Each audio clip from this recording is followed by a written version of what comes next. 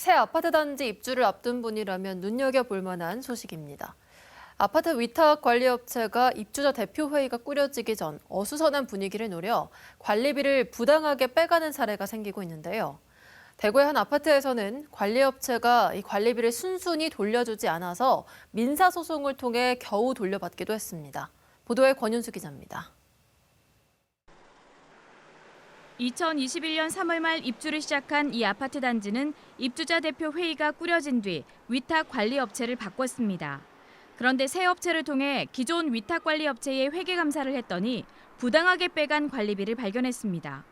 직원들에게 퇴직금과 4대 보험료, 연차 수당을 주겠다며 700여 가구로부터 관리비를 받아놓고는 직원들에게 주지 않고 업체가 꿀꺽한 겁니다.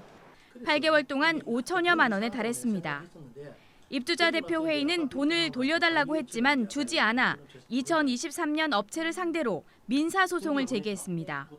대구지방법원은 지난해 8월 업체에 부당 이익금을 돌려주라고 판결해 겨우 받을 수 있었습니다. 입주자들은 횡령과 사기에 해당한다며 형사소송도 진행했지만 경찰은 무혐의로 사건을 종결했습니다. 알고 뽑아간 돈들인데 어떻게 범죄가 되지 않을까라고 해서 저희들이 소송을 진행을 했는데 아쉽게도 이제 그 담당 부서에서 혐의가 없다고 나왔기 때문에 거기에 대해서 상당히 아쉬운 면이 있습니다. 경산의 한 아파트 단지에서도 비슷한 사례로 소송을 준비하는 등 이런 일은 공동주택에서 비일비재하게 일어나고 있습니다. 특히 새 입주 단지에서 발생하기 쉽습니다. 새로운 단지에서는 이렇게 하기가 굉장히 쉬워요. 왜 그러냐면 아파트 입주자 대표회의가 구성되지 않고 어느 누구가 감독할 사람들이 없는 거죠. 입주 초기 관리 업체는 시행사나 재건축 조합 등이 선정하는 경우가 많아 책임 소지가 명확하지 않습니다.